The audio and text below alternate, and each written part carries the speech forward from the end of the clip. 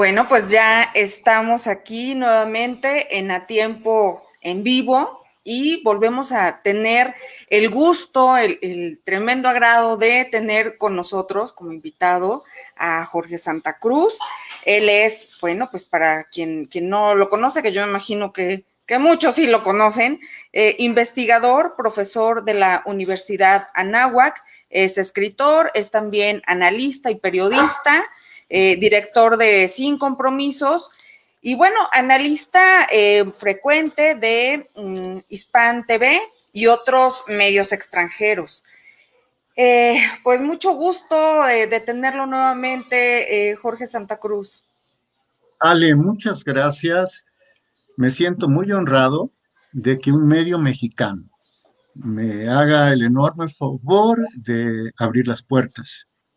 En verdad, para mí, y lo digo con toda la sinceridad del caso, para mí es un honor estar a tiempo con usted y con este concepto periodista. Le agradezco mucho, nosotros somos los agradecidos realmente. Y bueno, pues vamos a comenzar con, pues es que es el tema obligado, las elecciones de Estados Unidos.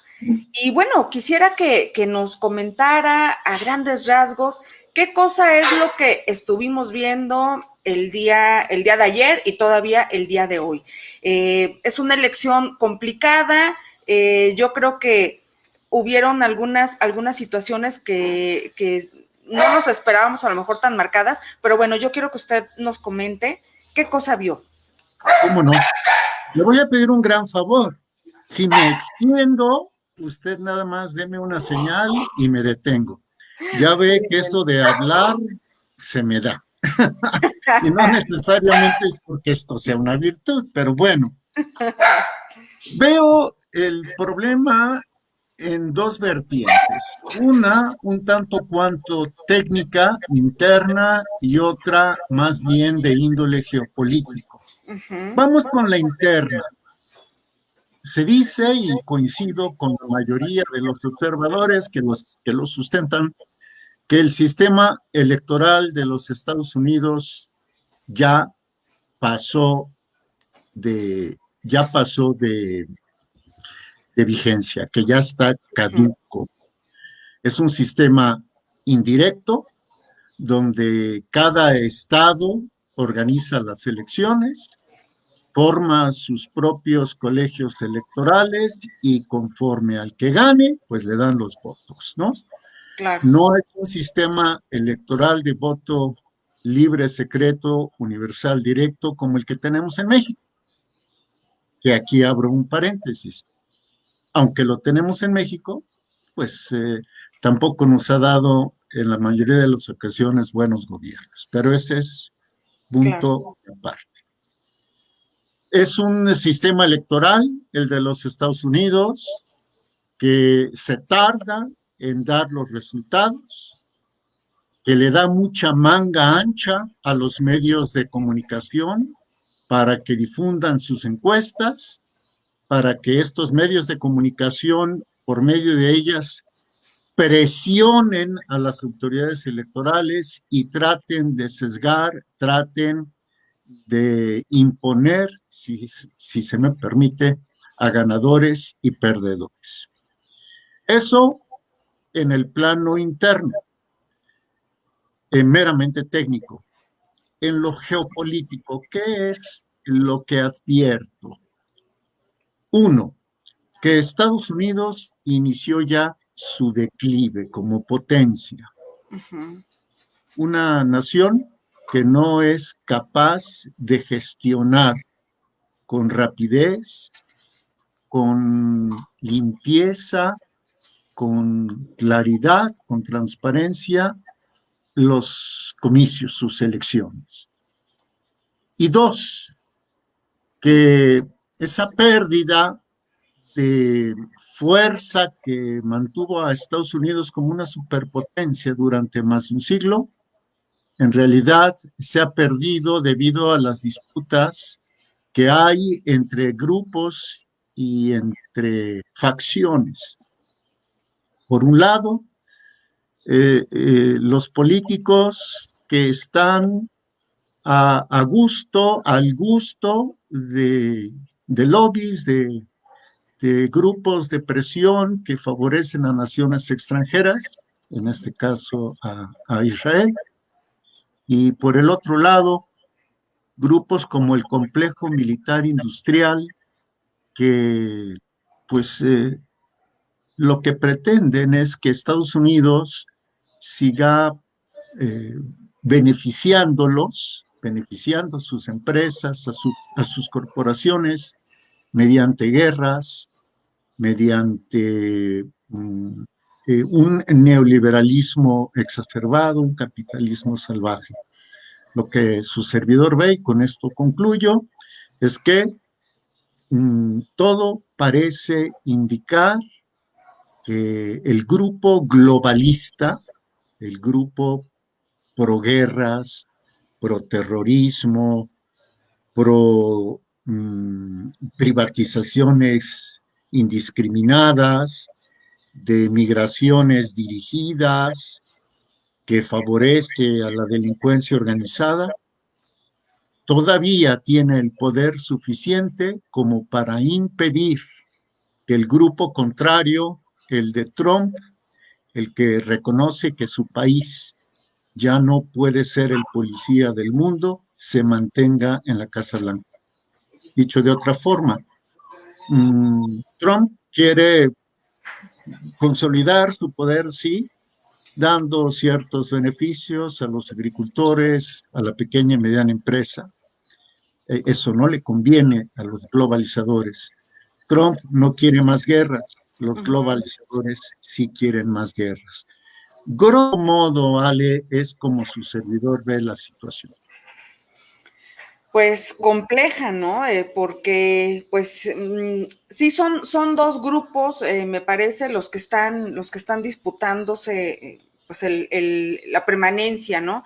Pero, bueno, no sé usted qué opine sobre lo que comenta Daniel Stulin, que es otro analista, otro escritor, acerca de, pues, que Donald Trump en los últimos tiempos se ha como deslindado de Benjamín Netanyahu, el primer ministro de Israel, e incluso también se ha desmarcado de del esposo de su hija, de su yerno, Jared Kushner.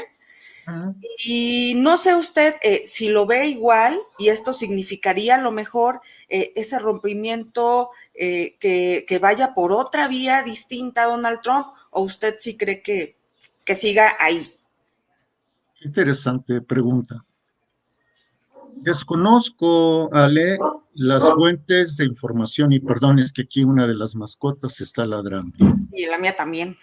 Sí, pero nos sentimos así en casa, ¿no? Mientras nos permita comunicarnos, creo que las personas que nos ven y nos oyen no se van a sentir enojadas.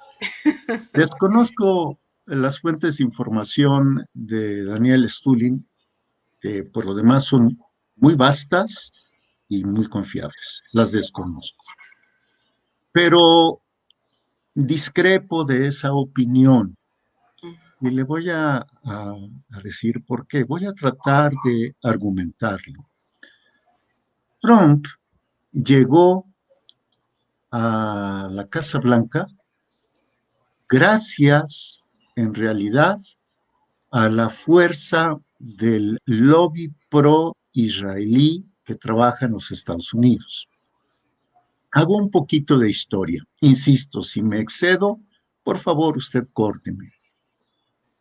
En marzo del año 2015, el entonces presidente demócrata de los Estados Unidos, Barack Obama, empujaba la firma del acuerdo nuclear con Irán, un acuerdo que involucraba a las 5 potencias permanentes del Consejo de Seguridad del Consejo de Seguridad de las Naciones Unidas, más Alemania.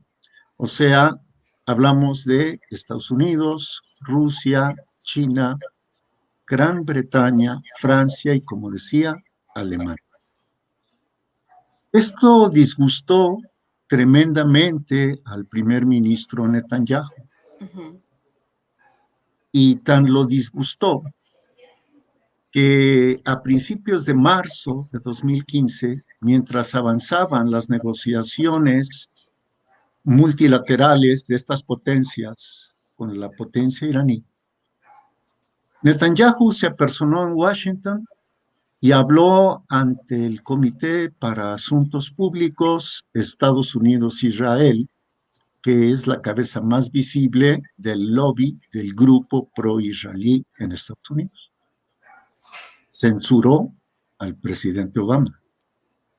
Dijo que la ecuación de Obama era incorrecta, porque el hecho de tratar con Irán no hacía a Irán amigo ni de Israel ni de Estados Unidos. Claro. Un día después, Ale, el 3 de marzo de 2015, Netanyahu, sin invitación oficial del gobierno de los Estados Unidos, sin invitación del Departamento de Estado, acudió al Capitolio, a la sede del Poder Legislativo de los Estados Unidos. Lo invitaron los republicanos, nada más los republicanos. Y allí volvió a arremeter contra Obama y contra este tratado con Irán. Calificó a Irán de ser el máximo estado promotor del terrorismo, de que Irán amenazaba a Estados Unidos, Irán amenazaba la supervivencia de Israel y que Israel ya estaba en capacidad de defenderse solo, aunque dijo la relación bilateral Estados Unidos-Israel era muy sólida. ¿Qué sucedió después? Que las fricciones entre Obama y Netanyahu fueron creciendo, ganando en intensidad. Un año después, Ale, el 22 de marzo de 2016, en el marco de la convención anual de este Comité para Asuntos Públicos Estados Unidos-Israel, habló un magnate neoyorquino de nombre Donald Trump, que aspiraba a ser presidente de los Estados Unidos. En aquella sesión, Trump ofreció a este lobby pro-israelí tres cosas fundamentales. Una, desmantelar el acuerdo nuclear con Irán, acuerdo que se estaba cocinando, no estaba firmado. Dos, trasladar la capital de Estados Unidos, trasladar la embajada de los Estados Unidos en Israel, que estaba en Tel Aviv, y mandarla a Jerusalén, para con esto significar que Jerusalén es la capital de Israel, haciendo a un lado a los palestinos. Claro. Número 3, trabajar para incrementar la seguridad a favor de Israel. ¿Qué pasó después? Trump ganó contra todos los pronósticos y cumplió. Por lo menos no desmanteló el acuerdo nuclear, pero se retiró de él. Trasladó la embajada de Tel Aviv a Jerusalén. Concedió la soberanía o reconoció la soberanía israelí sobre los altos del Golán. Y comenzó a tejer una red de estados árabes afines a Israel. Esto es importante porque a la fecha ya no nada más Israel tiene relaciones con Egipto, que las estableció en 1978, y con Jordania en 1994, sino que en semanas pasadas, normalizó relaciones con Emiratos Árabes Unidos, con Bahrein y con Sudán.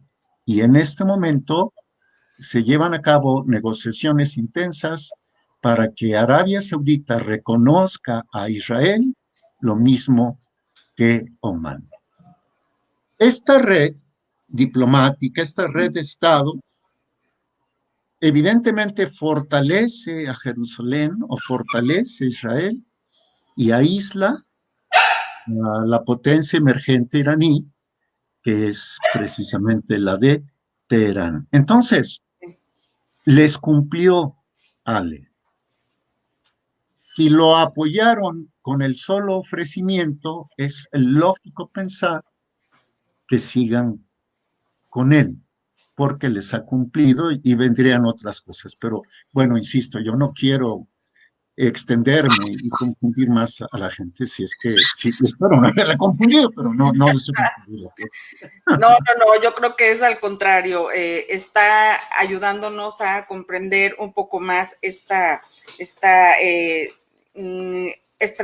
no es estrategia, sino esta, eh, ¿cómo puedo decirlo? Pues fíjese que yo sí diría una estrategia diplomática Mm, externa y ujú, sí diría también que es una estrategia interna, porque en la medida en que tenga grato al lobby pro-Israel, en que tenga gratos a los satélites, como una organización que se llama Grupo Cristianos Unidos por Israel, que encabeza un pastor de nombre John Hagee, que tiene casi 4 millones de adeptos y que le agenció en esta elección muchos votos Trump de personas de raza afroamericana, por ejemplo, pues sí. sí, sí son estrategias, ¿sabes?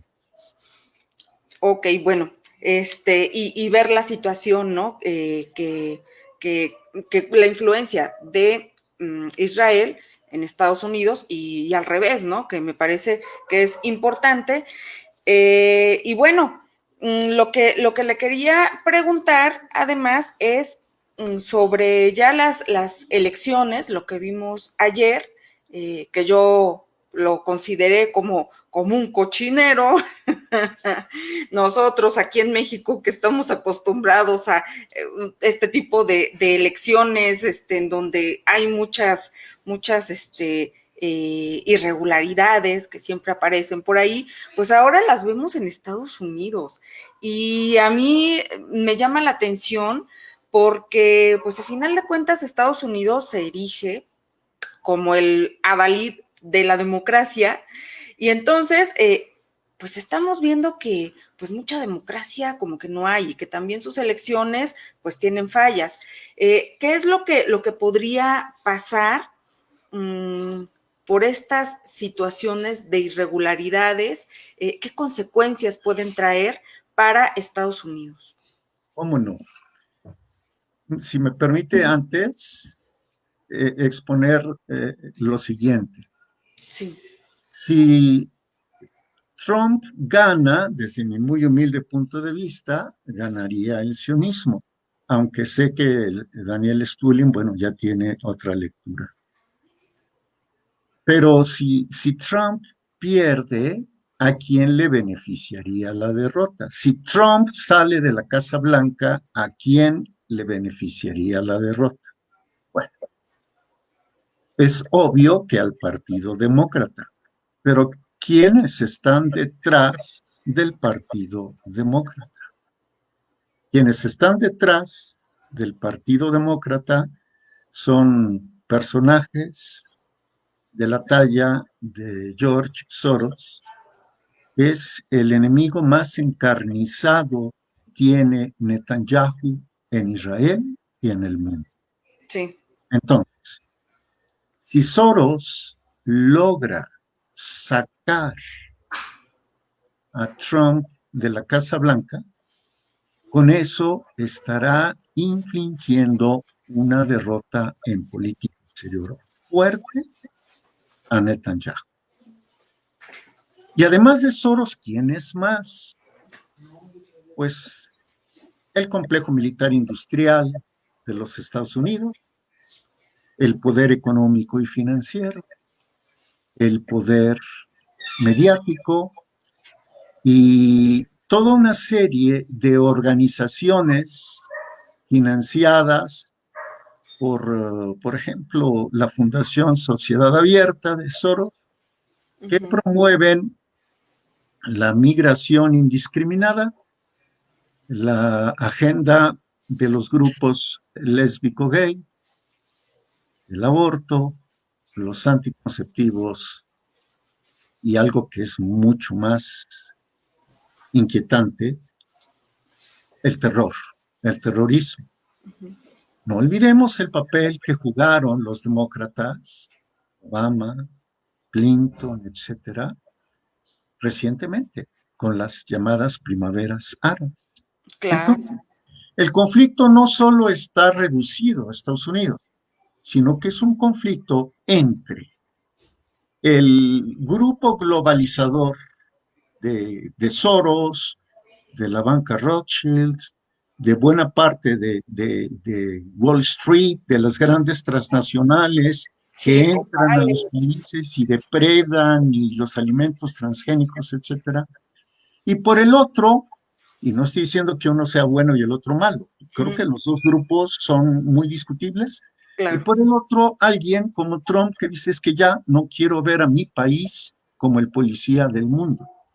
Ya no quiero estar en guerras, que se mueran soldados americanos, etcétera, y quiero que mejor las fuentes de empleo ya no se vayan vía tratados comerciales a otros lados, sino que sean mis obreros y mis campesinos los que tengan trabajo aquí, ¿no? Ahora, ¿qué puede pasar? Bueno, eh, que la mayoría de los medios digan que efectivamente ganó Biden Ujú. y que entonces el presidente Trump reclame fraude y se vaya a la Corte Suprema. Este es un as que tiene bajo la manga. Ujú. Por la nominación y aprobación de una juez conservadora. Por eso, de los 9 jueces que hay en la Corte Suprema, de esos 9, 3 fueron nombrados por Trump. Sí, sí, sí. 6 son conservadores, o sea, contrarios a la agenda de Soros. Ujú. Estamos hablando de que tiene 66% de probabilidades Trump de ganar el pleito ante la Corte Suprema. ¿Qué podría pasar en el mejor de los casos? En el mejor de los casos, lo que podría suceder es que Biden y los demócratas acepten la derrota, lo cual se ve difícil, y que procuren más escándalos en contra de Trump para tratar de someterlo a un juicio político otra vez y lograr su destitución, en el mejor de los casos. En el peor de los casos, que me temo que pudiera haber manifestaciones de violencia que pudieran comprometer la estabilidad interna de los Estados Unidos. Yo no sé qué tanto convenga esto a unos y a otros, pero de que, por ejemplo, Soros es experto en eso, lo es. Hago voto, sale porque no. Habrá que esperar lo que suceda. Me han llegado reportes, pero no son oficiales, de que han encontrado boletas a favor de Trump que fueron desechadas. Me han llegado reportes en el sentido de que en Arizona no se han contado todavía 600,000 votos y que ya se le dio el triunfo a Biden, pero insisto, son fuentes extraoficiales. Lo que sí me queda muy claro es que en este momento Estados Unidos es un país dividido, es un país que está en el limbo y que como tal, así, ya no puede presumir de poder regir los destinos del mundo. Para un servidor, como lo decía hace un rato, ha comenzado el declive de Estados Unidos ha comenzado o se catalizará, se acelerará el surgimiento de un modelo multipolar. Que finalmente eso le estaba apostando Trump. Sí, está trabajando para eso. Sí, claro. Vea usted que no ha impedido a China en realidad su expansionismo económico. ¿No? Creo que lo platicábamos la vez pasada. China controla más del 70% del comercio en el mar, en el mar del sur de China. Y China es ya en este momento el principal productor individual de manufacturas, algo así como un 35%, ¿no? Vea usted cómo también China se ha contenido. Se gruñen como los perritos, se enseñan los colmillos, se dicen linduras, se imponen sanciones, entran en negociaciones. China dice que va a hacer que Estados Unidos pague muy caro por haber vendido 1.800 millones de dólares en armas a Taiwán. Estados Unidos dice que China la va a pagar muy caro por su totalitarismo en Hong Kong, pero de ahí no pasa. Es como que en la lucha libre, ¿no? Unos hacen y los otros hacen, etcétera. Me parece que eso es lo que está sucediendo. ¿Por qué quieren poner a Biden? Todavía del lado de Soros hay esperanza de mantener el modelo unipolar.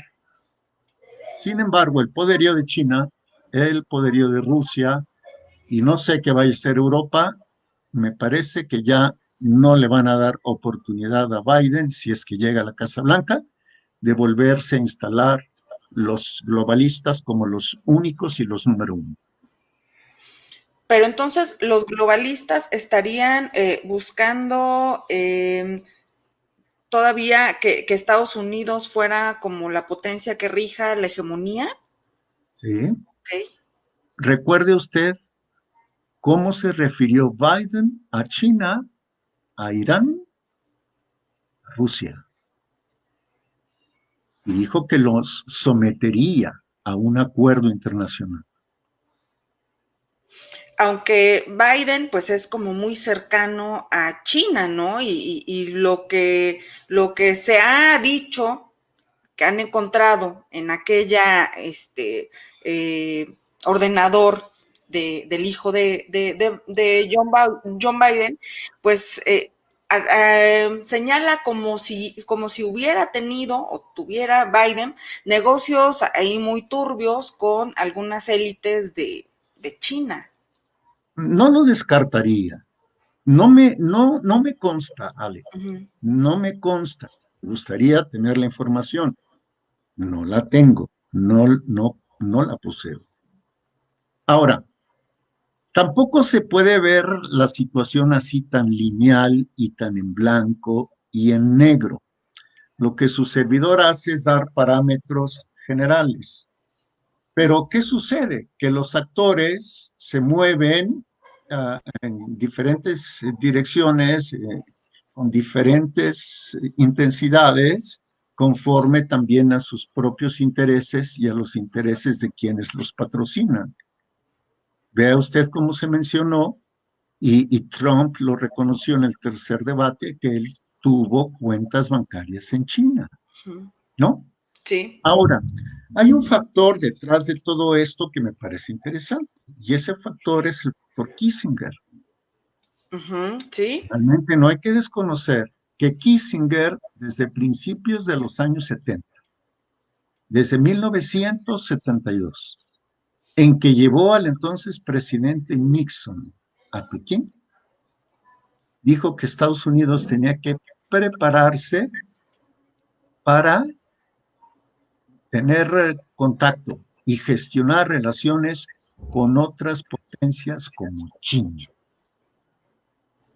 Estamos hablando de gente que no necesariamente tiene la mejor ética, o Claro, buenos códigos morales. por supuesto. Rockefeller fundó en 73, por ahí si no me equivoco, la Comisión Trilateral. Trilateral. América, Asia, Europa, Ujú. ¿no? No sé, quizás estoy exagerando, pero así es como veo las cosas. Ok, pues es interesante. Yo lo que me llama la atención es todas mm, estas revueltas que hay ahora mismo en Europa y que se le atribuyen pues a desestabilizaciones por parte de este grupo globalista, de este grupo en donde está, por ejemplo, George Soros, y como usted lo había dicho y creo que bastante bien, pues es alguien muy experto en las revoluciones de colores y todo esto, ¿no? Así es. Pero Recuerde, entonces, ajá, no es George Soros o sí, quien está sí lo es, en Europa? sí lo es. Recuerde usted que incluso en la campaña del 2016, el entonces candidato Trump acusó a los demócratas de eh, patrocinar y de organizar los movimientos terroristas. Uh -huh. Y Sí, sí. si revisamos la plataforma ideológica de Sociedad Abierta, que es una de las organizaciones, una fundación, una de las fundaciones de Soros, veremos que las revoluciones de colores ahí están Sí, también. O sí. sea, no nada más es la cuestión migratoria, también es la cuestión eh, de género, ¿no? De Claro. legalización de las drogas, etc. Ok, bueno, quiero leerle algunos de los mensajes. Felipe Monroy me pide que lo salude a usted. Este, Gracias. Said Mendoza pregunta que qué potencia realmente puede competirle a Estados Unidos. Mm. Mm, yo considero que Estados Unidos, militarmente hablando, todavía es una potencia, sí, sí lo es, pero es una potencia que generalmente mueve sus intereses militares no en función del bien de la nación, sino del bien de los señores de la guerra. Estados Unidos fue capaz de inclinar la balanza en la Segunda Guerra Mundial a favor de Francia, del Reino Unido y de la Unión Soviética. Pero luego, fíjese usted, cómo curiosamente, después de ganarle al ejército más poderoso del mundo, de Alemania, Uh -huh. ya no pudo ganar la guerra de Corea, ya no pudo impedir la instalación del comunismo en Cuba, perdió la guerra de Vietnam, etcétera. Sin embargo, todos estos conflictos pues generaron grandes cantidades de miles de millones de dólares en ganancias para los fabricantes de armas y promotores de la guerra.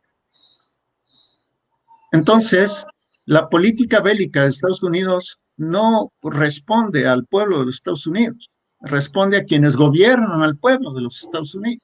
Claro. Y yo podría preguntar al revés,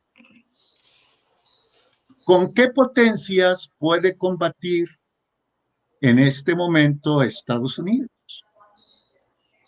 China ya se propuso que para el 2050 será la potencia militar número uno del mundo. Bueno, eso es el discurso. Y Rusia, con Putin, dice que tiene las armas que en este momento no existen en ningún otro arsenal. Sin embargo, creo que el tema no va tanto por la destrucción masiva de las armas, Uh -huh. sino por la destrucción de las naciones a través del factor demográfico, educativo, económico, financiero, de inseguridad, etcétera. Creo que las cosas van más por ahí. Pero resumo Estados Unidos sigue siendo una gran potencia, pero ya no es la única. Por lo menos desde mi punto de vista, hay otra muy poderosa, tan poderosa como los Estados Unidos, que es en este momento Rusia. Rusia. Ok. Bueno, dice Said Mendoza que no hay democracias perfectas, en sí mismas son imperfectas, pero el siglo XXI es de Estados Unidos y tiene instituciones muy fuertes que quizá eso salve el grave momento, pues obviamente por el que pasa. Bueno, es que efectivamente la democracia es una institución imperfecta, que por lo demás me voy a ir al lado oscuro de la democracia, por lo demás lo que hace es dividir en partidos, por eso se llaman partidos, porque son una parte. Pero bueno, salto ese aspecto. Yo sinceramente creo que las instituciones de los Estados Unidos lo que menos tienen es ser sólidas. Si fueran sólidas, no estaría ocurriendo lo que en este momento nos tiene ocupado, ¿no? Así es, así es. La posibilidad de la posibilidad de un fraude, o bien el que de hecho, como lo reconoce en la página, ustedes pueden entrar a la página del Comité de Asuntos Públicos Estados Unidos-Israel, donde este lobby pro-Israel reconoce que tiene relaciones con los demócratas y con los republicanos, ¿no? Entonces, yo no sé qué tanto se está viendo por el bien de Estados Unidos o qué tanto se está viendo por potencias extranjeras o por intereses extranjeros o de gente que se dice estadounidense, pero lo es de acta de nacimiento y no de espíritu. Así es, así es. Y yo creo que esto lo estamos viendo no solamente en Estados Unidos, ¿no? Sino se traslada también pues a otros países, sobre todo Europa. Me parece que adolece mucho de tener presidentes y a veces también hasta ciudadanos realmente patriotas, realmente nacionalistas, que busquen pues la mejora, ¿no? Para su nación. Incluso en América Latina también lo vemos y quizás eso es como muy favorable para estos grupos que pretenden pues desestabilizar y a final de cuentas balcanizar tanto Europa como América, pues toda América. Totalmente de acuerdo. Y cuando usted dice toda América, es toda América, incluyendo a México. Uh-huh. Yo coincido con expertos que dicen que Estados Unidos sufre un empequeñecimiento de su gobierno y de sus instituciones estatales. O sea, son tan fuertes las pugnas internas que la fuerza interna del Estado norteamericano o estadounidense cada vez va achicándose. Uh-huh. Pero veamos qué sucede, y no estoy justificando, pero veamos qué sucede con el presidente de China, Xi Jinping. Xi tiene el control absoluto de todo, del poder político, del Partido Comunista, de las Fuerzas Armadas, etcétera. Mientras que los presidentes en Estados Unidos son acosados por la oposición, que a veces ponen a unos azules y luego ponen a otros rojos, y que ya vemos que hay lobbies que tienen relaciones con los dos, en fin. En China no hay, hasta donde se sabe, quien le discuta a Xi. Y en Rusia, por más que hay oposición, no se ve por dónde puedan en un momento dado descarrilar el proyecto de Putin. Uh-huh. Putin ya va a poder reelegirse en el 2024 y Xi tiene la posibilidad de reelegirse cuantas veces quiera. Sí, sí, sí. En cambio, en los Estados Unidos, pues no hay un futuro seguro ni siquiera para 8 años, quizás para 4, Y cuidado, porque si te pescan con los dedos entre la puerta, a lo mejor te hacen un juicio político y te sacan como quisieron hacérselo a Trump. Así es. Entonces, Estados Unidos se está empequeñeciendo o lo están empequeñeciendo mientras otros polos están creciendo. Y incluso crece Rusia, a pesar de que también la quieren balcanizar, se está viendo, ¿no? Cómo tienen problemas internos muy, muy fuertes con Ucrania y algunos pues, áreas, ¿no? Zonas. Coincido con usted. Y eso a Rusia no le conviene. Lo que hizo Rusia con Ucrania fue reclamar un derecho, digamos, étnico, ¿no? Ajá. Que fue lo mismo que reclamó, por ejemplo, Alemania en su momento con Austria, hablo antes de la Segunda Guerra Mundial, Sí. o con los Sudetes en la República Checa, Uh-huh. ¿sí? ¿Y qué sucede ahora que está este conflicto en Asia entre Azerbaiyán y Armenia? Pues ya de plano Rusia dijo yo apoyaré a Armenia. ¿Y quién le vende armas a los dos? Pues Israel. Y sobre todo ¿a quién más? Pues a los azeríes, a los azerbaiyanos. Son, son esos ajustes que le comentaba. Me da la impresión de que en este momento se están replicando algunos de los comportamientos previos a la Segunda Guerra Mundial, Ok. donde los conflictos se focalizaban, ¿no? Que si en Alsacia y Lorena, en Francia, que si Alemania quería que le permitieran el paso Polonia, 40 kilómetros de vía férrea hacia Danzig, que ahora se llama Dansk, que si Austria, etcétera, y pues ahora estamos en las mismas.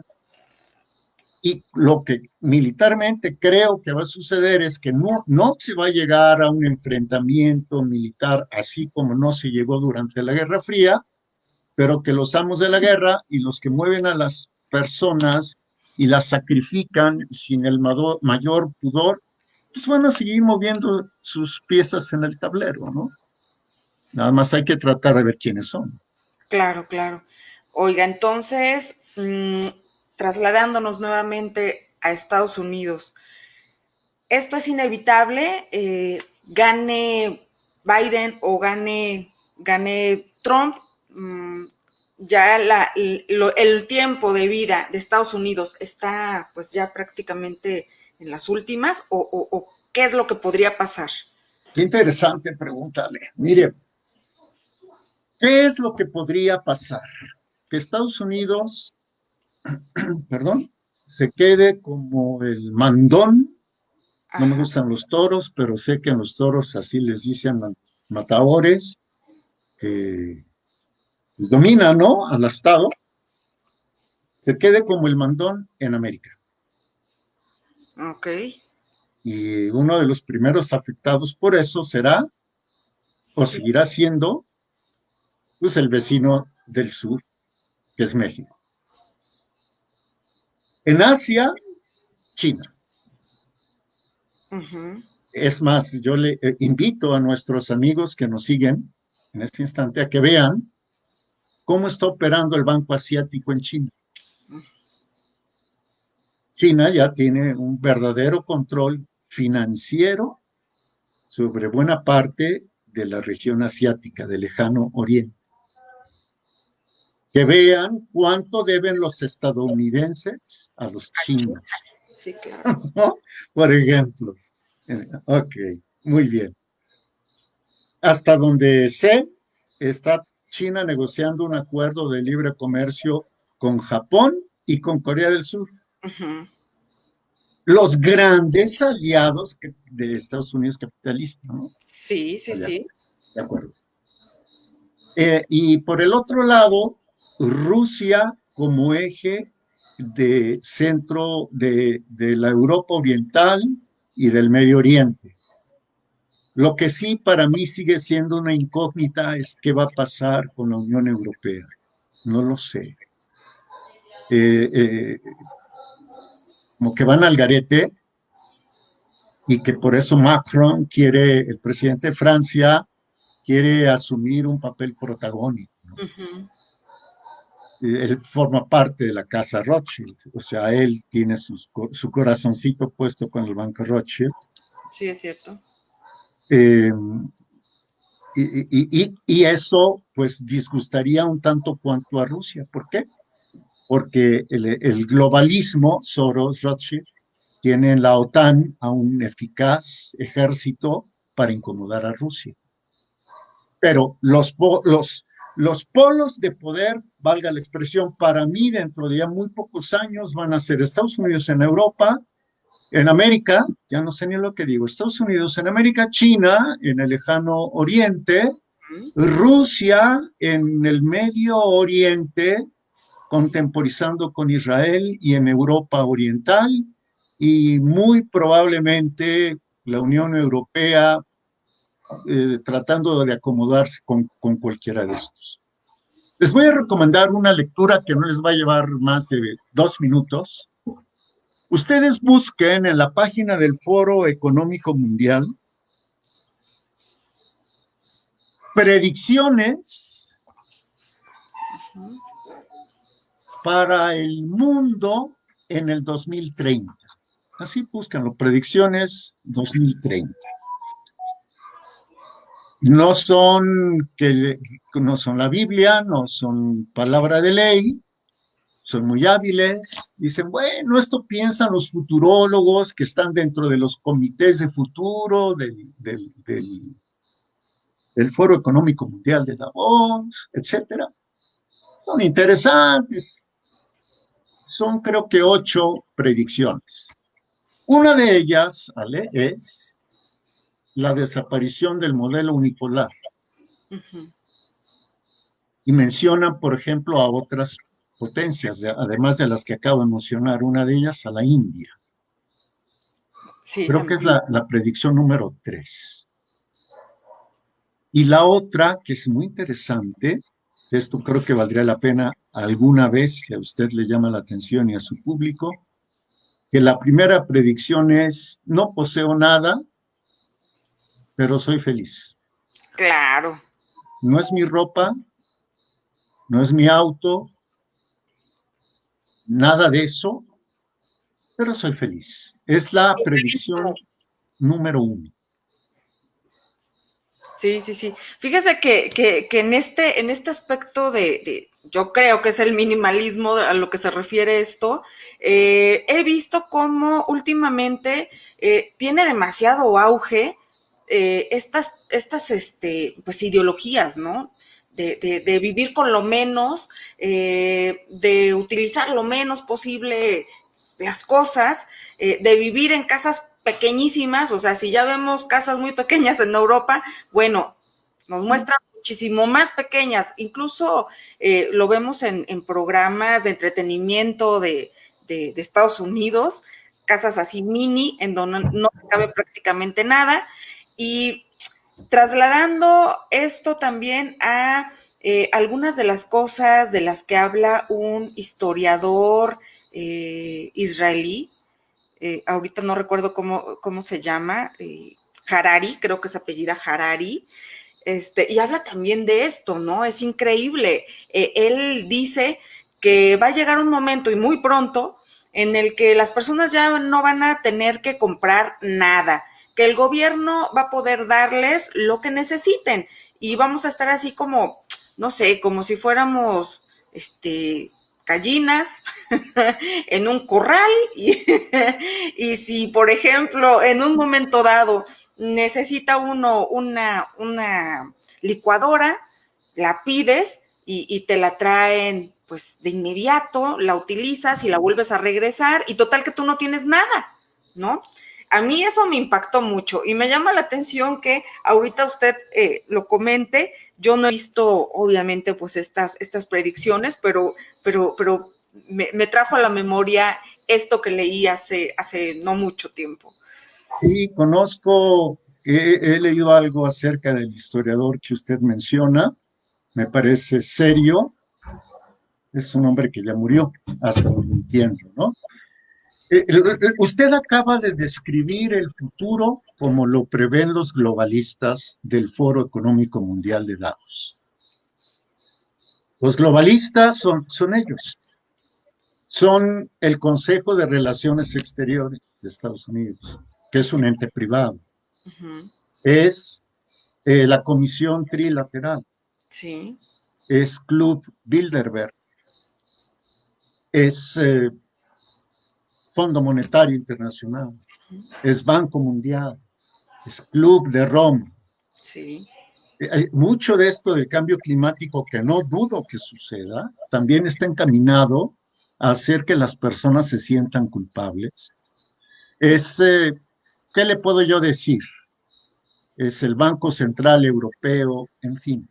Ese es el ala globalizadora, promotora del terrorismo, en fin.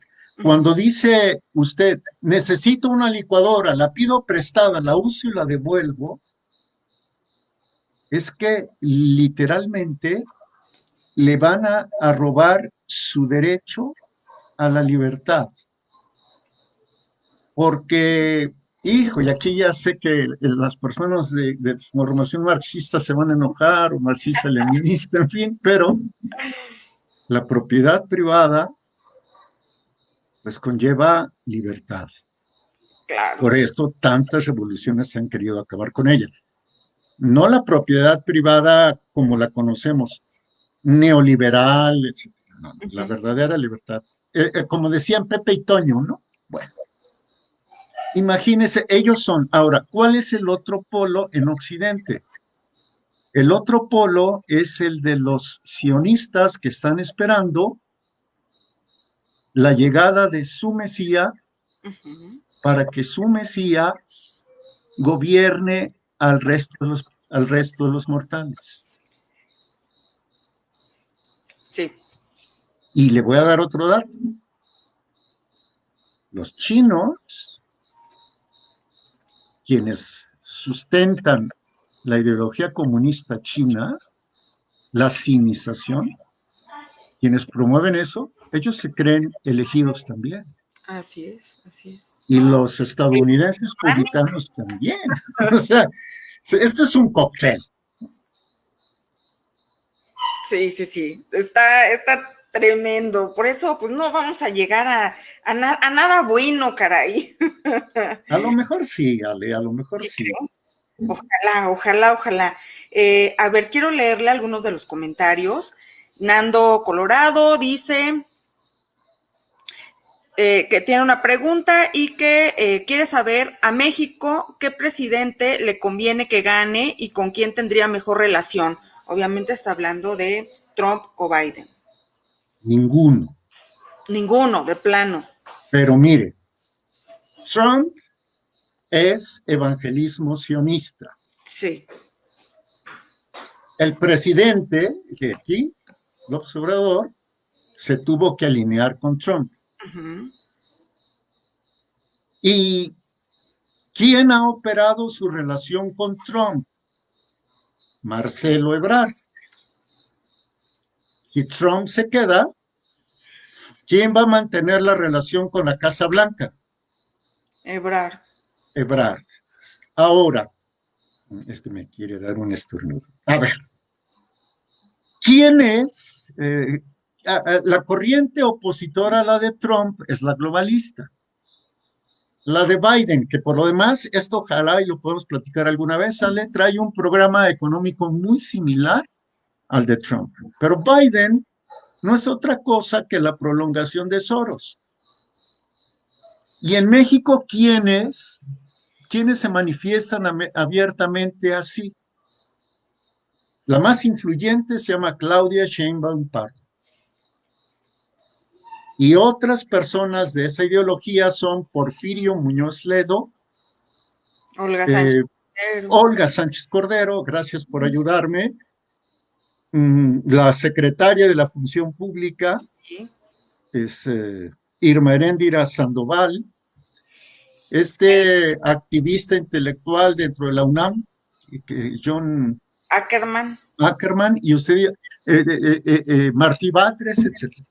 Sí, sí, sí, son muchos, muchos, muchos sorosianos. Exacto. Si gana Biden o si se queda Biden, yo no sé si van a estar contentos con Ebrard y con el observador. Y entonces, entre quienes vería yo con mayor probabilidad, que además es muy cercana sentimentalmente al observador por alguna razón, pues es Claudia Sheinbaum, ¿no? No conviene ninguno de los dos para México, pero si Trump se queda y se consolida, si no lo tumban, pues entonces el siguiente puede ser Ebrard. Y si no, si se consolida Biden, la siguiente podría ser Sheinbaum. Qué miedo, qué miedo. Bueno, a mí Sheinbaum, ay, O caray. Irma Heréndira, Sí, no, cualquiera no, de no, las dos. bueno. Pero más Sheinbaum. Sí, sí, yo también lo veo así. Sí, está como muy por arriba, ¿no? De esta otra señora y además, pues lo vimos también en la elección interna aquella de Morena, cuando disputaban, pues Sheinbaum con, ¿cómo se llama? Con Bueno, estaba hombre, Ricardo Monreal, se Monreal, refiere, ¿no? sí, Ricardo Monreal, estaba Claudia Sheinbaum y estaba y Batres, Martí Batres, sí. y pues hicieron a un lado a todos para, pues, imponer a Sheinbaum, eso fue lo que pasó, ¿no? Dice que cuando capturaron al general Salvador Cienfuegos, su servidor interpretó que esto era un acto de fuerza de Trump para favorecer al observador. Y cuando finalmente queda Mario Delgado, que es el operador de Ebrard en Morena, Uh-huh. dije, bueno, esto es un acto de fuerza de manera, ¿cómo se dice?, indirecta. Entonces, yo no creo que Trump esté desvalido en este momento. O sea, no hay que darlo por derrotado. Tiene fuerza y sabe cómo usarla. Y bueno, lo que usted dijo al principio, ¿no? Que creo que es muy cierto, pues tiene todavía ahí ese as bajo la manga, que pues es la judicialización de la elección. Exacto, exacto. Sí, tiene usted toda la razón. Ay, caray, bueno, pues está complicado de todas formas. A ver, le quiero leer otros comentarios. Eh, Vic nos dice que está interesante el programa. Said Mendoza nos dice que no hay unidad en China, que hay dos enormes regiones muy diferentes y divididas, la costa y el centro, y su ubicación geográfica es grave. Veamos a sus vecinos. Y Rusia solo está, a ver, Rusia solo está estable por el suministro de gas a Europa, pero no tiene presencia marítima ni regional por tantas naciones exsoviéticas que ahora integran la OTAN. Me parece muy interesante lo que dice. Efectivamente, una de las fuerzas de China es pues este sometimiento del capitalismo al comunismo. Sin embargo, no he ido a China, he platicado con especialistas en cultura china y me han dicho que la mayoría de los chinos considera una deslealtad Uh-huh. manifestar algún punto de desacuerdo, que lo consideran como un deshonor y que por eso prefieren seguir con este sistema. Pero bueno, esto es una opinión de segunda mano. Y en cuanto a Rusia, pues Rusia no solamente tiene el poder del gas o del petróleo, tiene otros muchos poderes, entre ellos el diplomático y el cómo ha ido ganando, por ejemplo, eh, en el Medio Oriente, presencia, y lo vamos a ver pronto con Armenia, ya lo verán. Claro, claro. Y además, bueno, tampoco hay que olvidar que la influencia que tiene hacia Europa, toda Europa, pues es muy grande, ¿no? No solamente, pues ahora dependen de Rusia para el petróleo y el gas. Así es. Sí, Ale, es un gusto, poder platicar con ustedes. Muy sabroso. Sí, coincido con usted. Ok, pues bueno, a ver, otra de las, es que son muchos mensajes. ¿Por qué no los lee? Usted es quien lleva el tiempo. ¿Por qué no los lee en batería y ya si quiere hacemos algún comentario juntos? Bueno, le voy a leer nada más este último y porque también quiero su opinión, me interesa mucho su opinión, acerca de esta segunda carta de Monseñor Viganó a Mm, Donald Trump, porque, bueno, ya son dos las cartas y esta última me parece como muy reveladora, como que ya no se calla nada y ya habla precisamente de esto, ¿no? De los poderes ocultos, habla de, pues, este proyecto de pues el bien y el mal y no sé, quería que usted me comentara sobre esto, pero antes, pues bueno, esta pregunta dice, ¿otras potencias en desarrollo, Turquía y Polonia? ¿Usted así lo ve? Polonia no, no la Sí. veo tanto así. Turquía sí, porque el presidente Recep Erdogan. Tayyip Erdogan quiere constituirse nuevamente en una especie de emperador otomano, neo-otomano. Tiene mucho poder y es muy hábil. Unas Sí, veces la juega con Europa, otras las veces las juega con Rusia, otras veces las juega con Estados Unidos, Arabia. en fin. Pero no creo que Rusia permita, por ejemplo, que Turquía le robe su zona de influencia en el Medio Oriente, ni que se ponga por encima Turquía de Rusia en el terreno militar. Lo veo muy poco probable. Ok, ok, muy interesante. Y bueno, ya por último, que me dé usted su opinión sobre Monseñor Vigano. Dice la verdad Vigano, por hacia dónde juega, tiene la razón o no. ¿Cómo lo ve usted? Híjole, es un tema, me salió la palabra coloquial, es un tema que me apasiona mucho, me gusta mucho, que cae dentro de la teoría de la conspiración. Su servidor muchas veces dice que es la conspiración de la teoría, no la teoría de la conspiración. Sí. Mire usted, no sé cuánto tiempo me dé, 2 minutos, 3 minutos. No, usted diga lo que tenga que decir. Bueno, gracias. Es que la vez pasada abusé del micrófono yo y creo que también. No diga eso, no diga eso. Gracias. A ver, Ale, mire, el fundamento teológico de Monseñor Viganó es el correcto, desde mi punto de vista como católico. ¿Por qué? Porque finalmente de lo que se habla es de que la misión principal de la iglesia es lograr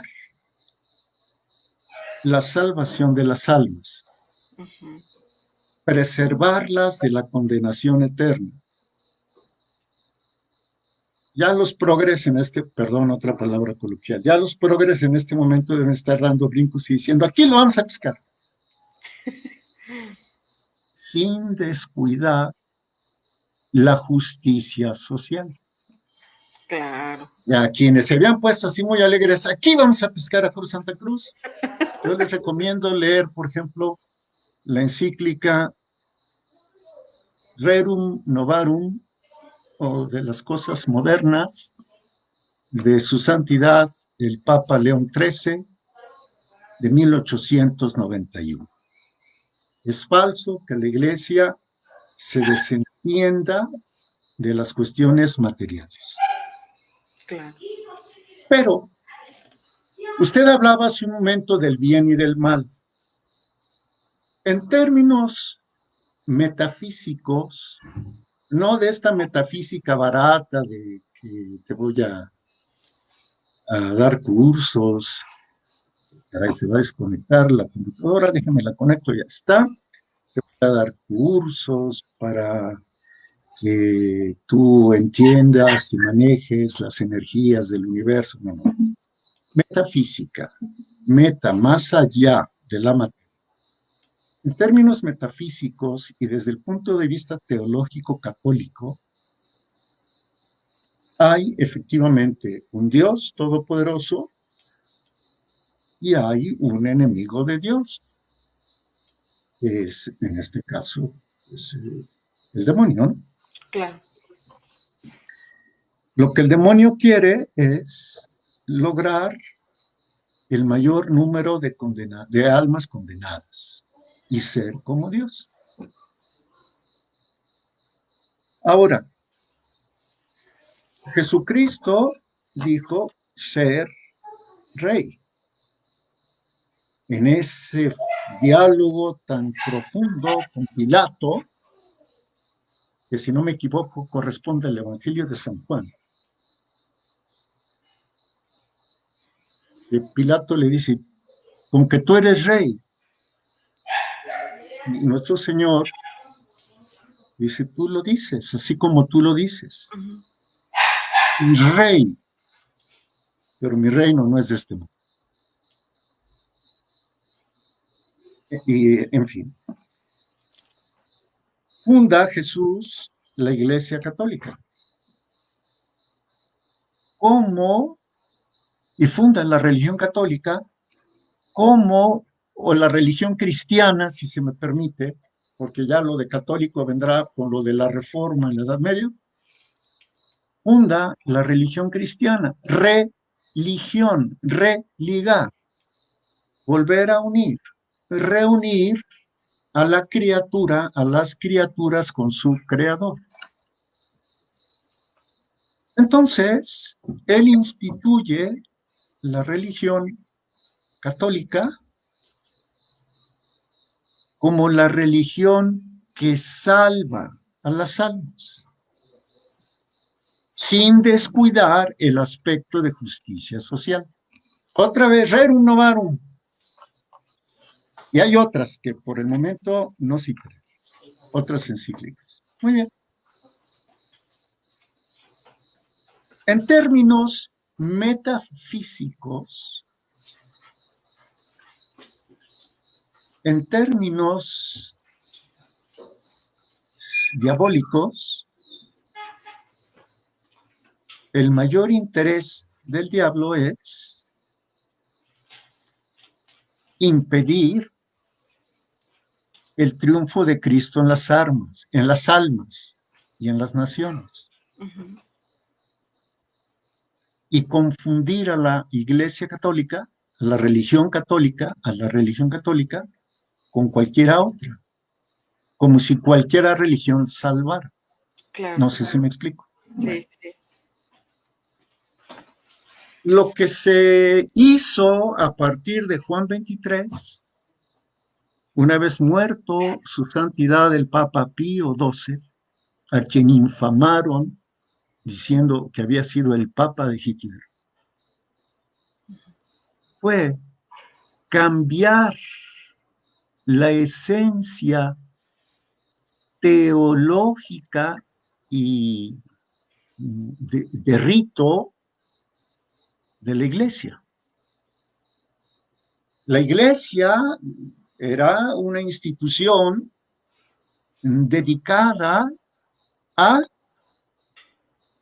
las cuestiones de fe y de costumbres, orientada a salvar las almas. Una institución vertical. Con Juan 23 se habla de que la Iglesia se tiene que modernizar, como si la palabra de Dios fuera temporal, ¿no? Como si no fuera eterna. Y que la Iglesia tenía que ser horizontal. Quitar a Dios del centro. No lo dijeron así tan abiertamente. Quitar a Dios del centro y colocar al ser humano. Yo sugiero leer las dos encíclicas de Juan 23 Una es paz en la tierra y la otra es madre, mater et magistra, madre y maestra. Y además, con Juan 23 se empieza a hablar de que para evitar las injusticias debe haber una autoridad pública mundial.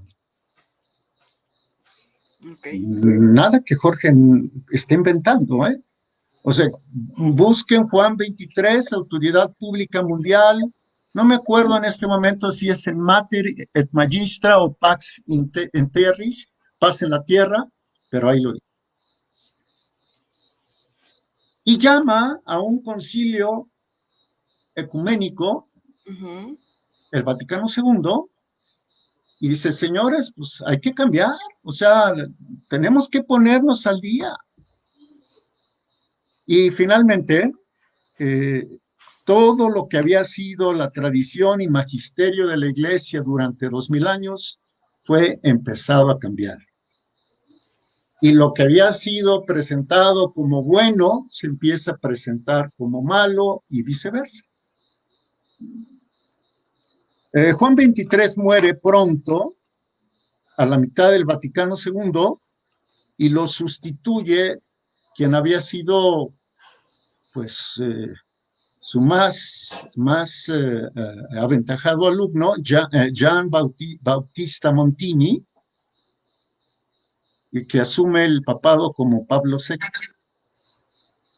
Pablo VI se encarga de concluir el Vaticano II, de reducir el nivel de la Iglesia al de las demás denominaciones religiosas y de reafirmar aquello de la autoridad pública mundial. Sugiero leer, buscar en Internet el discurso de Pablo VI ante la Organización de Naciones Unidas. Okay. Se modifica la liturgia, se modifica la fórmula de la consagración, que esto es muy grave. La consagración es cuando el sacerdote pronuncia las palabras que Cristo pronunció en la última cena y el pan se convierte en el cuerpo, la sangre, el alma y la divinidad de Jesucristo. Y luego consagra por separado el cáliz, en donde el vino místicamente se convierte en el cuerpo, sangre, alma y divinidad de nuestro Señor. ¿Por qué consagrar por separado? Para simbolizar el sacrificio de nuestro Señor en el Monte Calvario, cuando dio hasta la última gota de su sangre. Se altera la fórmula de la consagración, se impide que el latín siga siendo el idioma universal, se permite el uso de la lengua vernácula, y entonces la misa que cuando se decía en Estados Unidos en latín era exactamente igual a la misa que se decía en México o en Sudáfrica o clandestinamente en China, etcétera. Se guardaba la uniformidad ritual de la Iglesia. Esto lo rompen, permiten que pues se haga tropelía y media. Samuel Ruiz, el obispo en paz descanse de San Cristóbal de las Chiapas, de las Casas en Chiapas, compuso el Padre Nuestro de los pobres. Sí, Ahora sí. Francisco acaba de modificar el Padre Nuestro en Italia, ordenándole en la parte final a Dios que impida que caigamos en la tentación. En fin, se empieza a romper la unidad de credo. Los sacerdotes ya no ofician hacia el altar, enseñarle reverencia a Dios, Creador, Salvador, Redentor. Le dan la espalda al sagrario, ofician de cara al público, se vuelve eso una especie de asamblea protestante, etcétera. El sagrario se quita del centro y ahora se coloca a un lado o quizás casi en la parte de atrás, o muy pegado a la sacristía, etcétera, y se empieza a atentar contra la sagrada forma. Ya no se da la comunión de rodillas con las manos juntas, se le puede dar al fiel de pie, no en señal de adoración. No digo que quienes estén enfermos tengan que recibirlo hincados, ¿verdad? Se les da en su propia mano, cuando que las manos del sacerdote se consagran para que sean, pues, puras o que merezcan sostener entre sí la Sagrada Comunión, en fin. Y poco a poco se empieza a desdibujar la religiosidad del catolicismo y se le empieza a embonar con los cultos protestantes. Esto es de manera paulatina. Luego, pues llega Juan Pablo I, no le da tiempo. Hasta la fecha se desconocen las causas de su muerte, pero Juan Pablo I estaba en la misma tesitura de lo que se le llamó en ese momento progresismo o modernismo del Vaticano II. Llega Juan Pablo II y Juan Pablo II acelera la marcha. En abril de 1986 visita la sinagoga de Roma, dice que los judíos son los hermanos mayores de la fe, convoca una reunión un 4 de octubre, creo que de 86 también. Lo de la sinagoga debe haber sido el 12-13 de abril de 1986. Convoca en Asís y se lleva a la primera reunión interreligiosa y llegan chamanes, llegan personas que hacían limpias, etc. Con Benedicto XVI siguió la misma tendencia y se ha radicalizado con Francisco. Bien. ¿Hacia dónde camina Francisco?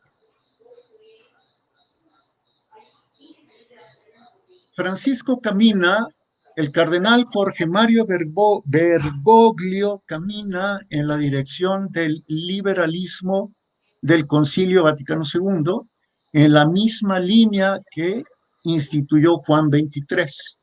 Por ahí le voy a mandar un articulito que escribí sobre eso, si me lo permite y si me da el honor. Ya en alguna ocasión, por ejemplo, en un par de ocasiones por lo menos, Juan Pablo II había exaltado el lema de la masonería, que por siglos ha perseguido a la Iglesia Católica, de libertad, igualdad y fraternidad. Lástima que en este momento no conservo las fechas, pero están escritas. Yo le voy a mandar material sobre eso. Además son fuentes vaticanas, no son fuentes donde Jorge se las saca de la mano. Son la página oficial de la Santa Sede. Y ahora Francisco lo acaba de hacer con su encíclica Fratelli Tutti, todos hermanos. Hay un subcapítulo, no recuerdo en este momento cuál, donde el título es Libertad, Igualdad y Fraternidad. Pero además hay otra parte de esta encíclica de Francisco que lleva como subtítulo Sociedad Abierta. Ok.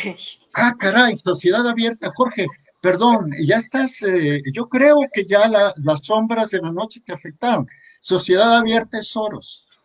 Sí, es sociedad abierta, es los ideales de sociedad abierta, algunos, no todos, porque no alcanzan, no llegan todavía a tener el descaro de manifestarlo tan abiertamente, pero ahí están plasmados parte de los ideales de libertad, igualdad y fraternidad y de sociedad abierta.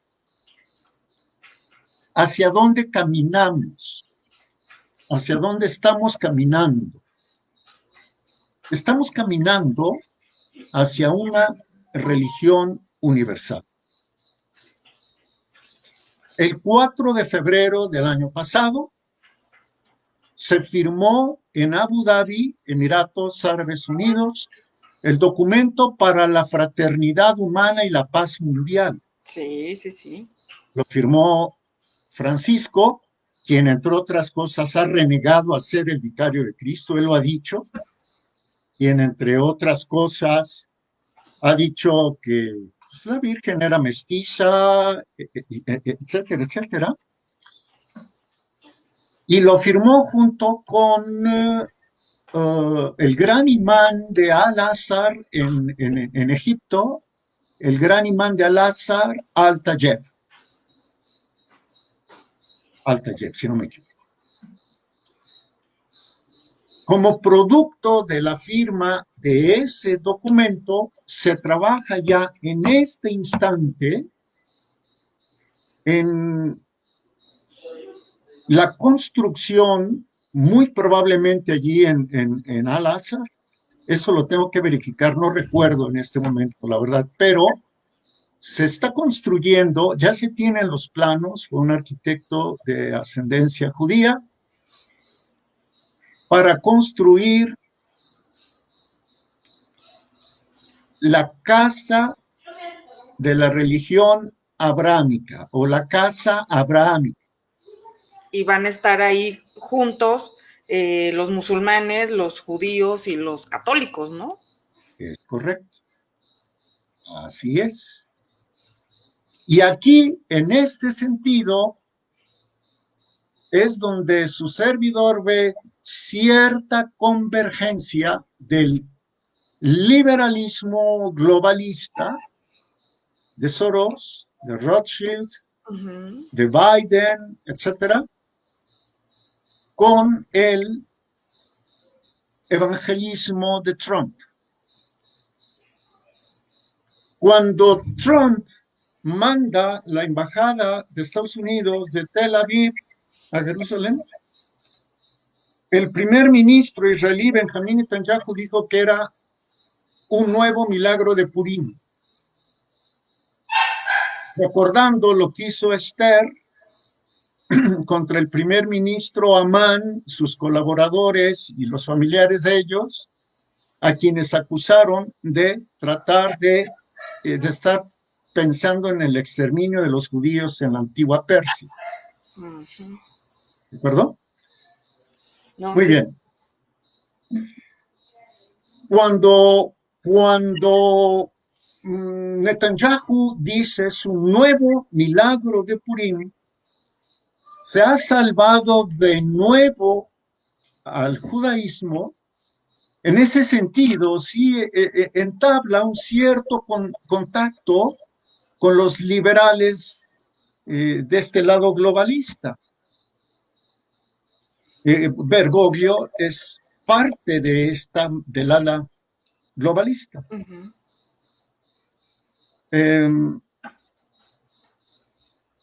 Yo le sugiero entrar a una página que se llama Noticias de Israel.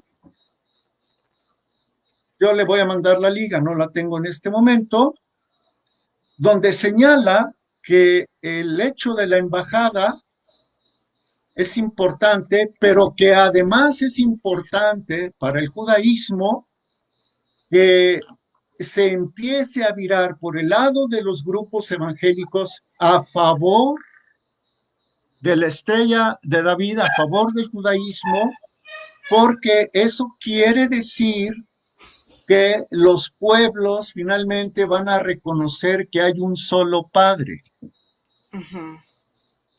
¿Sí? Y en el proyecto de la casa abrámica se construyen las tres, o se van a construir las tres, en honor a un solo Padre. ¿Sí? El Padre al cual menciona el profeta Mahoma en el Corán, el Padre que se menciona en el Antiguo Testamento, ¿no? Sí, sí. Se omite la noción de Dios Padre, Dios Hijo y Dios Espíritu Santo de la religión católica. Bueno, entonces, ¿por qué le digo que hay convergencia? Y me va a decir usted, Jorge, entonces se está usted contradiciendo. Creo que en el fondo no. Mire usted, en este momento sabemos que los Emiratos Árabes Unidos y Bahrein ya tienen relaciones formales con el gobierno de Israel. Ujú. El anuncio se hizo el 16 de septiembre de 2020, hace unas semanas.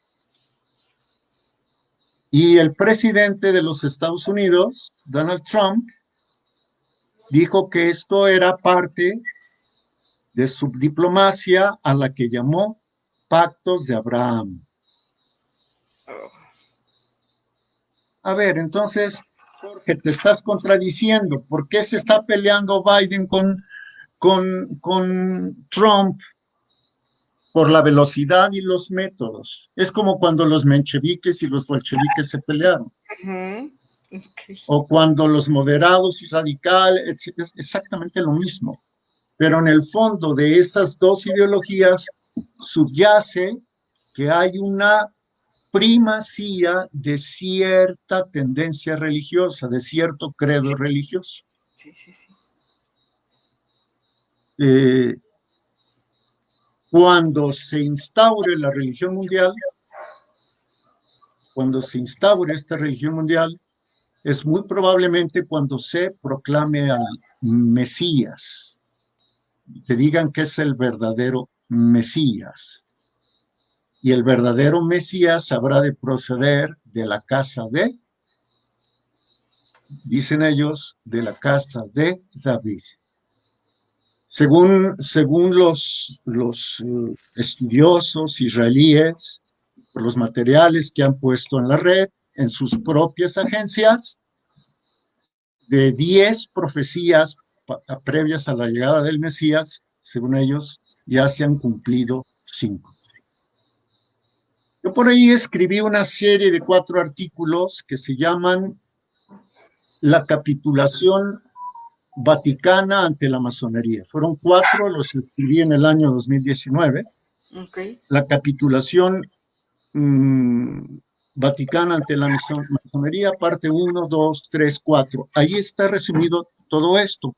Regreso con Viganó. Viganó en la primera carta ya había mencionado mucho de esto.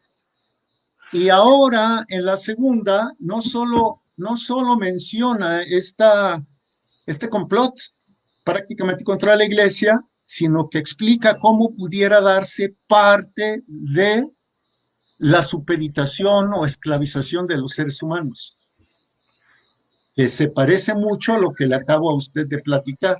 No tengo nada, no tengo ropa, no tengo casa, no tengo zapatos, no tengo vehículo, pero soy feliz. Sí. O sea, son dos ramas que van corriendo con distintas velocidades y con distintas técnicas, que en el fondo, como cuando sucedió con nuestro Señor Jesucristo, eran rivales la una de la otra. El partido fariseo era rival del partido saduceo. Los fariseos eran mucho de cuidar la liturgia, las medidas, la precisión, de presumir que conocían la ley y de rendirle más homenaje a la ley que a Dios, y de pagar el diezmo, etcétera. ¿Sí? Los fariseos eran de tratar no con puros fariseos, yo trato con los gentiles, y con ellos hago negocios, y con ellos si puedo tengo placer, y si puedo les vendo, y si puedo esto, y si puedo aquello, etcétera. Pero yo creo que hay un Dios superior. A la hora de que se condena a Jesús, los dos partidos pidieron la muerte en cruz para él. Entonces, no es tan blanco y negro, Ujú. pero tampoco es tan difícil de entender. Es simplemente observar. Yo tuve un maestro indirecto en periodismo que se llamó Salvador Borrego Escalante. Ah, claro. Tuve la oportunidad de tratar con don Salvador varias veces. Se lo platico sin ánimo de orgullo, uno de mis grandes tesoros es un libro de periodismo trascendente dedicado por él al futuro colega Jorge Samper. Yo era un chamaco. Don Salvador Borrego me explicaba que estas diferencias de ideologías y de metas no significan necesariamente que en el fondo haya una enemistad insalvable.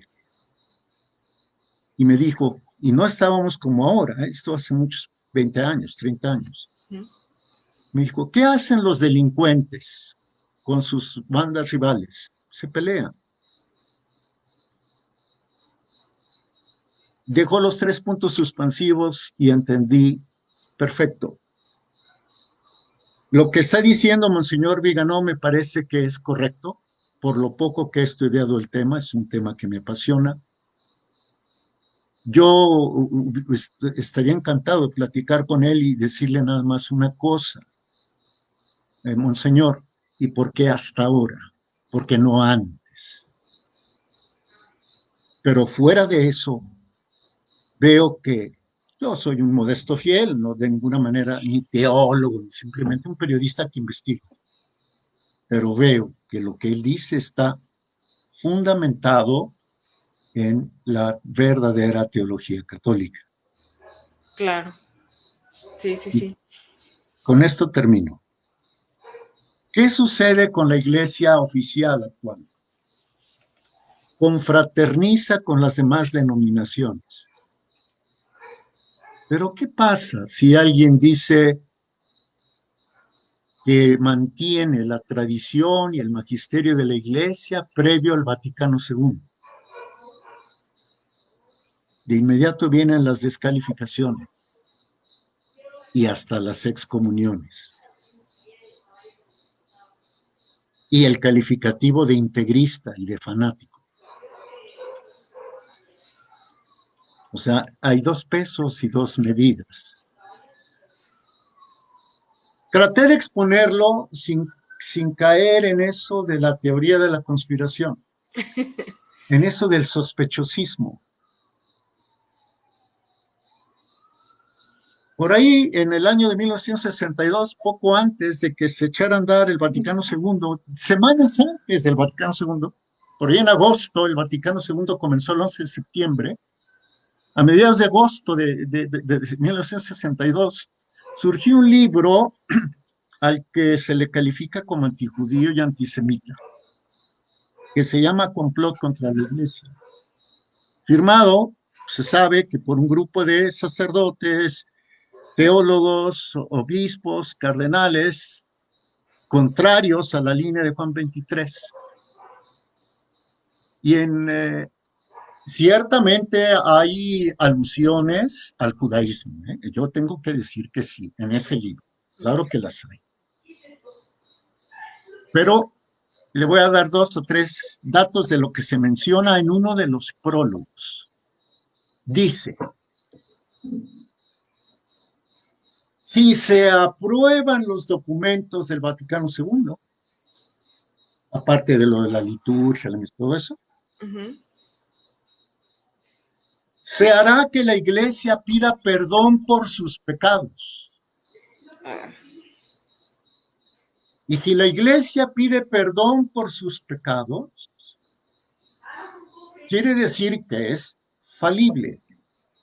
Claro, no es Y santa. si la iglesia es falible, no es divina. 2.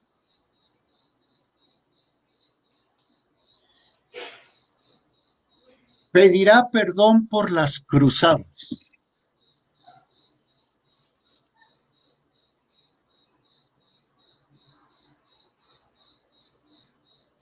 3.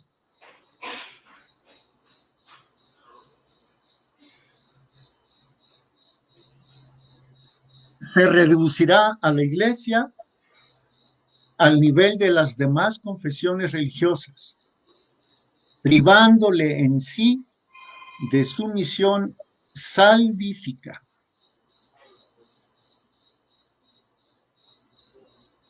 y se dará paso, pues, a que gobierne una religión no necesariamente católica, ¿no? Claro, claro. Este libro se llama Complot contra la Iglesia, Ok. un libro que está catalogado como antisemita, como antijudío, y sé que en la red está. El autor es un seudónimo, Maurice Pinay, Pinay, Maurice Pinay.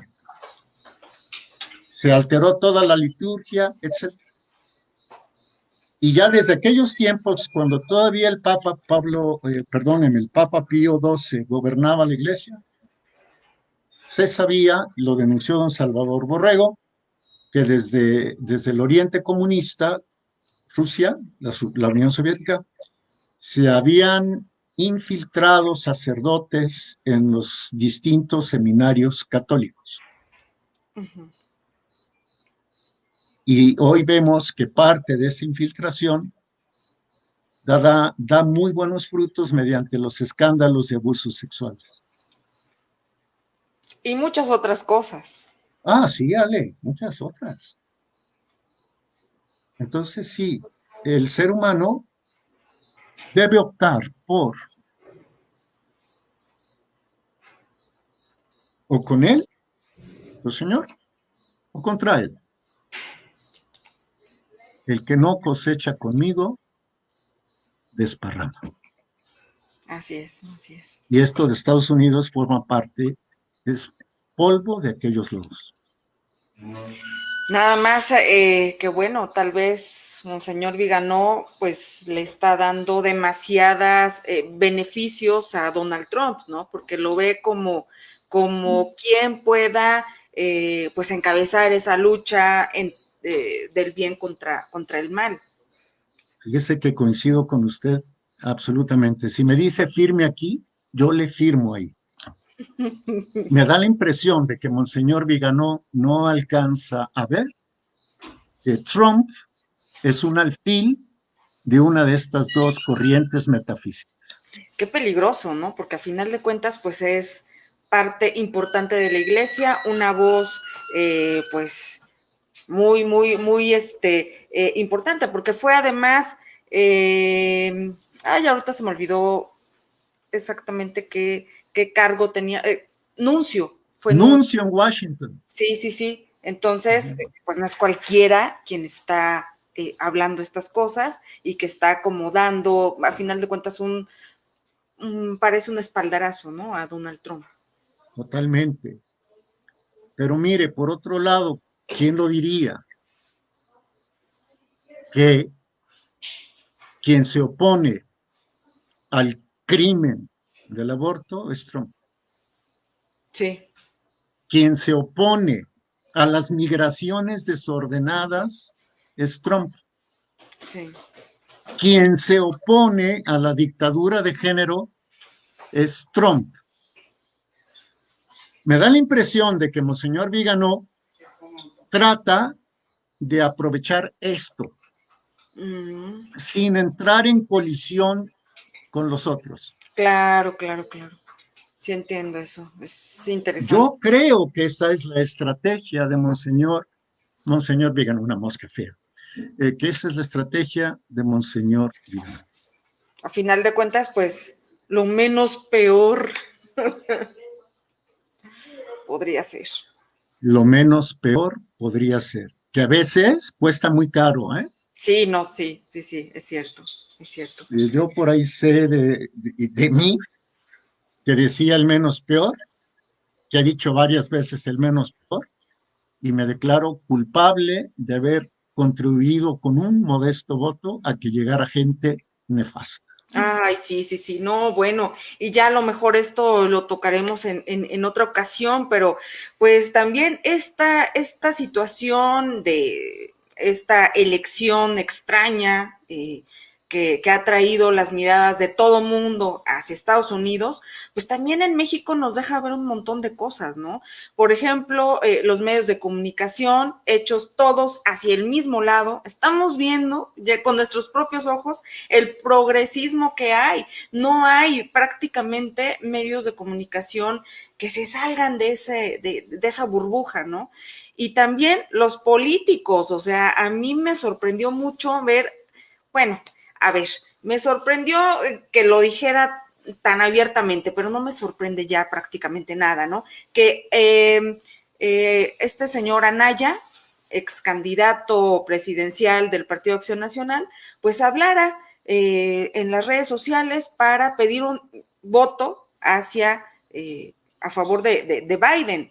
Entonces, bueno, se queda uno pensando, pues en México nuestros políticos también son parte de este mismo juego y no tenemos en realidad una oposición y eso es muy triste, muy lamentable porque pues también vamos a tener pronto elecciones nosotros y hacia dónde nos vamos a ir todas aquellas personas que no estamos de acuerdo ni con una derecha ni con una izquierda.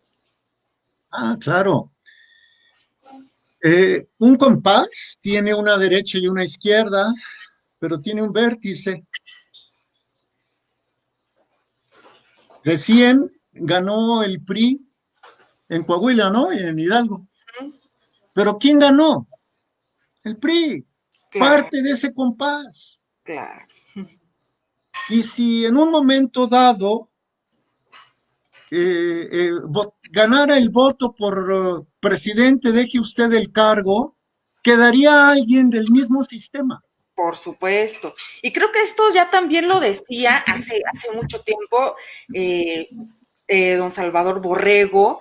Él hablaba sobre qué cosa era el Partido Acción Nacional. Yo por ahí lo dije en un momento dado en las redes sociales. Él decía que el PAN se había creado para pues ser palero, así lo dijo él, palero del PRI. Y hoy lo vemos, pero completamente, ¿no? Y si le añadimos a esto, este otro ingrediente de Morena, también palero del PRI, pues, hombre. Sí, hay un libro muy interesante de don Salvador, usted lo debe conocer, se llama América Peligra. Sí. En América Peligra, el maestro Borrego, en paz descanse, ¿me deja alejarme un momentito? Sí, sí, claro.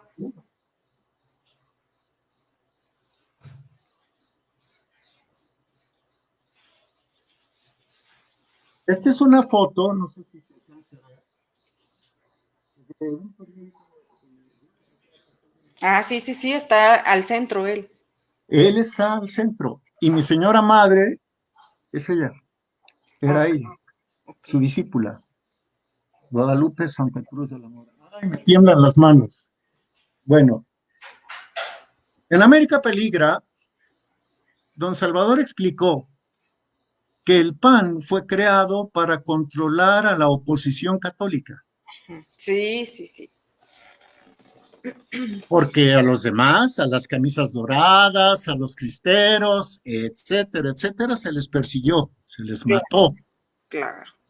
Es una Y en parte de la cambio, que no ujú, quiere reconocer, pero sucedió. Y al parecer, pues también habla sobre que este proyecto que había encabezado Vasconcelos, pues se lo arrebata prácticamente Manuel Gómez Morín a Vasconcelos y lo hace de otra forma, ¿no? Es otra cosa completamente distinta. Incluso habla de Gómez Morín como un masón disfrazado. hay sospechas, yo no lo he podido comprobar, pero hay sospechas de que Manuel Gómez Morín fue descendiente de ese importantísimo dirigente de la masonería internacional del siglo XIX, Esteban Morín. Uh -huh. Hay sospechas, por lo menos. Bien, eso sucedió. Por eso le decía, cuando Jorge dice, bueno, el menos malo, pues le dio el voto a Fox. Y hago confesión, hago mea culpa pública. Y luego, pues en el Auditorio Nacional le llevan un crucifijo y digo, bueno, Yo creo que sí. Ya ve usted lo que pasó. Fíjese nada más de lo que son capaces, ¿no? De engañar a el que sea, o sea, es increíble. Y ahora yo lo tengo que reconocer humildemente y a mis compatriotas, a mi patria, a Dios, a mi patria y a ustedes les pido perdón. Yo le di mi voto a López Obrador. Creí en él, creí en él. Usted no No, diga nada. Es Jorge Santa Cruz el que asume las consecuencias. no, pero Jorge Santa Cruz. imagínese, es que estamos entonces en las mismas todos. Yo dije siempre, voy a votar por el segundo, el segundo lugar, porque yo no quiero a López Obrador. Yo lo ligaba con George Soros, entonces para mí no era ninguna opción. Pero dije, bueno, quien sea segundo lugar, voy por ese. Y voté por Anaya, imagínese nada más. Entonces ahora, pues claro que es un remordimiento de conciencia espantoso, además abortista Anaya y demás cosas que no había forma, maestro Jorge, no había forma. No había forma. Con el que fue secretario de Hacienda, hombre, Ay, caray.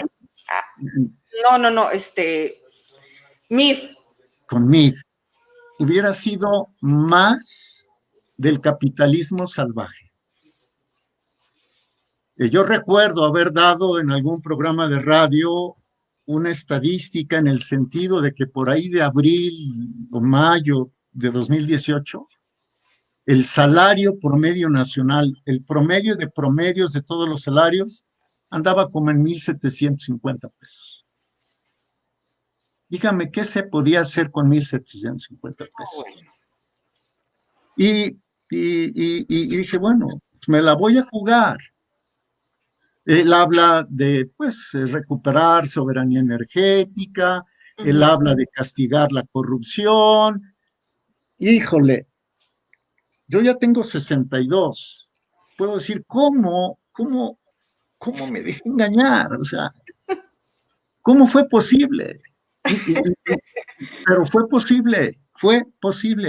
Y yo hago acto público de contrición. Me arrepiento. Y No, corro peligro. Y ni corro digan, peligro también. así tendríamos que estar muchos. Ay. No, qué Sí, terrible Ale. panorama, caray. En fin, maestro Jorge, pues como siempre, de verdad le agradezco muchísimo estas charlas tan amenas, que nos ilustran tanto con usted, alguien que sabe mucho, es evidente que sabe mucho, y pues yo me siento de verdad muy honrada de poder tenerlo con nosotros en A Tiempo, y ojalá pues siga aceptando estas invitaciones, pues a este humilde espacio, maestro Jorge. No, usted me honra. Ya le platicaré cuál es la diferencia de honor y orgullo con base en José Fuentes Mares. Mire, no sé mucho, no sé. Simplemente me interesa y soy sincero. Y este que usted cataloga como un humilde espacio, a mí me honra.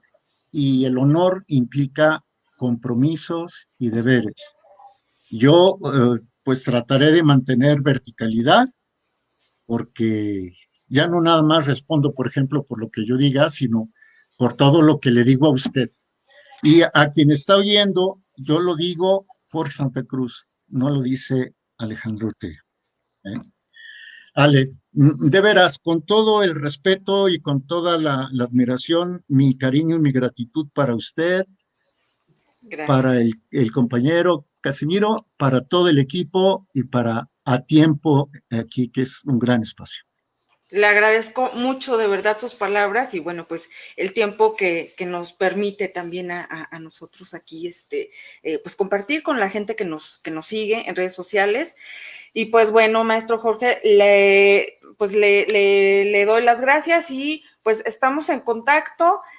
Lo voy a seguir molestando para que venga aquí y pues platicar de otros temas. Hay muchas cosas que platicar. Si está en mi posibilidad hacerlo, siempre que invite yo le diré que sí, y trataré de prepararme como siempre. Y por lo demás, mire, yo me había hecho el propósito de ser escueto y concreto y no hablar y hablar y hablar. Y mire, ya le robé 2 horas. Usted nos ha regalado casi 2 horas, me ha regalado casi 2 horas. Perdónenme y perdona al público que está ahí detrás o del Bueno, otro sí, lado. son bien fieles. Aquí Qué no bueno, estoy haciendo. qué bueno. Pues mis mejores deseos para usted, para sus seres queridos, para sus colaboradores. Enhorabuena. Gracias por ese periodismo valiente que hacen, por ese periodismo de amor a México, de amor a nuestra gente y que recuerda a quien yo considero quizás el periodista más grande de la historia en México, maestro historiador, don Salvador Borrego Escalante. Sí, sí, sí, yo estoy de acuerdo. Un grande, don Salvador Borrego. Muchas Así es. gracias, maestro Jorge. Y pues nos despedimos también de las personas que nos hicieron favor de acompañarnos en estas casi 2 horas. Muchas gracias. Y pues bueno, aquí seguimos en A Tiempo. Gracias. ¿Cómo no? Gracias y bendiciones. Lo mejor. Hasta luego.